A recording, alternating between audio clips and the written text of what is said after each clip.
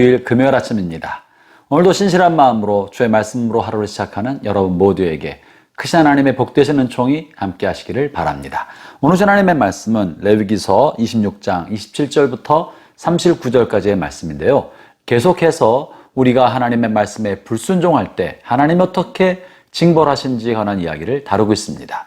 어제 본문에서는 우리가 하나님의 말씀을 청종하지 않고 순종하지 않을 때 하나님이 심판하고 그렇게 하나님이 징계를 해도 거듭거듭 불순종할 때 하나님 우리의 마음 깊은 곳에 있는 교만의 뿌리를 뽑고자 7배 더 큰 징벌을 내리신다고 말씀을 나누었습니다.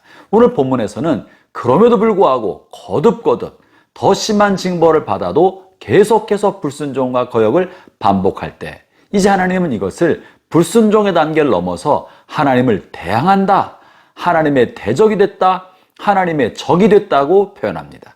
거역하고 대항하는 단계까지 이르렀다는 것이죠. 그럴 때 하나님은 그것에 더해서 7배 더 큰 징벌을 내리신다고 경고하고 계십니다. 그래서 두렵고 끔찍한 징벌이 오늘 본문 28절부터 쭉 이어집니다. 아마 차마 읽기도 민망할 만한 내용이 실려 있습니다. 그런데 이 오늘 본문에서는 이렇게 하나님이 징벌을 내리는 것의 목적이 무엇인지, 하나님의 의도와 뜻이 무엇인지, 우리를 버리기 위하심이 아니라 우리를 살리기 위하심인 것인지를 임을 말씀하고 계시는데요.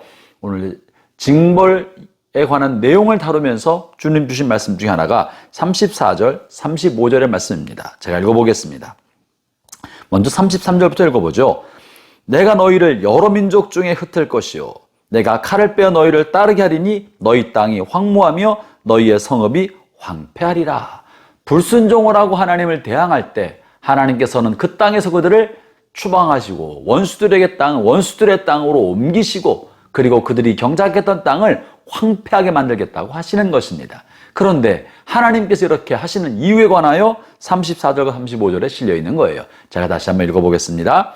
너희가 원수의 땅에서 살 동안에 너희의 본토가 황무할 것이므로 땅이 안식을 누릴 것이라. 그때 땅이 안식을 누리리니 너희가 그 땅에 거주하는 동안 너희가 안식할 때 땅은 쉬지 못하였으나 그 땅이 황무할 동안에는 쉬게 되리라. 본문의 말씀이 뭡니까?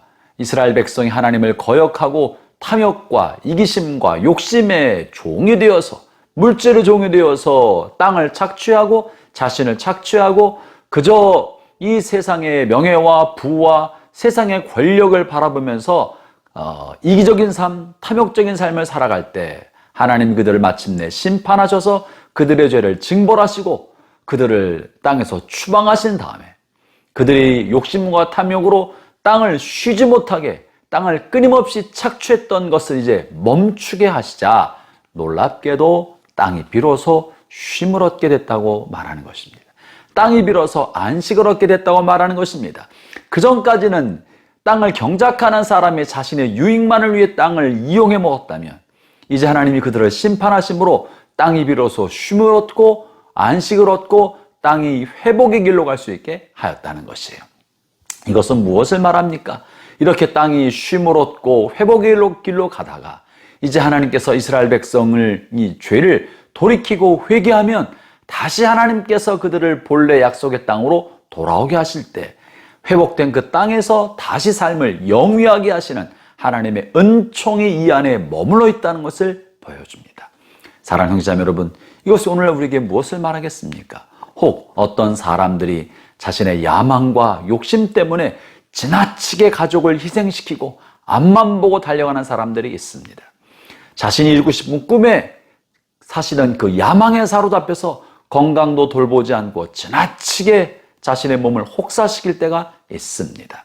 앞만 보고 달려갈 때 가족들이 말로 할 수 없는 피해와 고통을 겪고 주변 사람들이 큰 고통을 겪음에도 불구하고 그것을 알아차리지 못하고 그저 목표를 위해 성과를 위해 땅에서의 바벨탑을 세우기 위해서 앞만 보고 달려갈 때 자신은 무언가 꿈을 이루어가는 것 같지만 그로 인해 많은 주변의 사람들, 가족과 일터와 삶의 터전인 땅이 쉼을 얻지 못하고 끊임없이 착취 가운데 시달렸던 거예요. 그랬다가 그들의 이 교만과 거친 마음과 하나님의 대적하여 높아진 마음을 하나님이 꺾으실 때 이것들을 다 무너뜨리시는 것은 마침내 그 사람의 탐욕과 욕심으로 인해 쉬지 못하고 착취했던 땅을, 주변을 쉬게 만들어주고 안식하게 만들어줘서 그들을 살아나게 만들고자 하시는 하나님의 은혜의 손길인 것입니다. 악한 자, 탐욕에 종된 사람을 멈추게 하시고 그 일을 중단시키고 그 일을 황폐하게 하심으로 그 사람으로 인해 착취되었던 주변을 쉬게 만들고 안식하게 만들어 주시는 것이에요.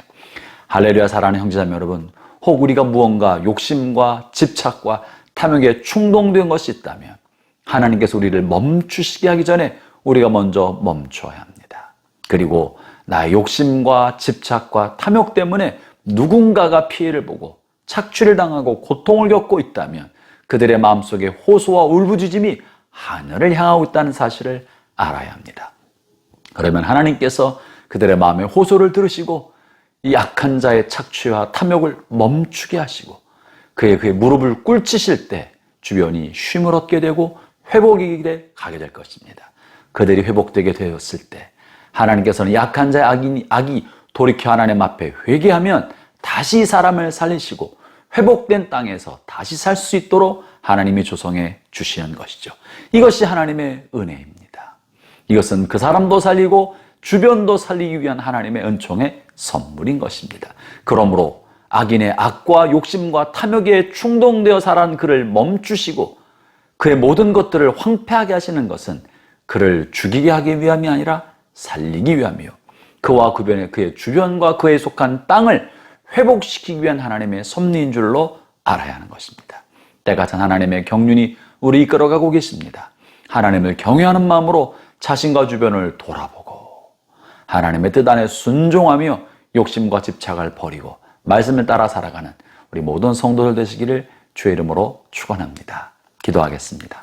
하나님 아버지, 우리 마음의 욕심과 탐욕에 물들어서 그것에 매여서 하나님의 섭리와 하나님의 뜻을 알아차리지 못하고 육신의 종되고 물질의 종되어 달려갈 때 주님 우리로 하여금 깨닫게 해주시고 알아차리게 하여 주옵소서.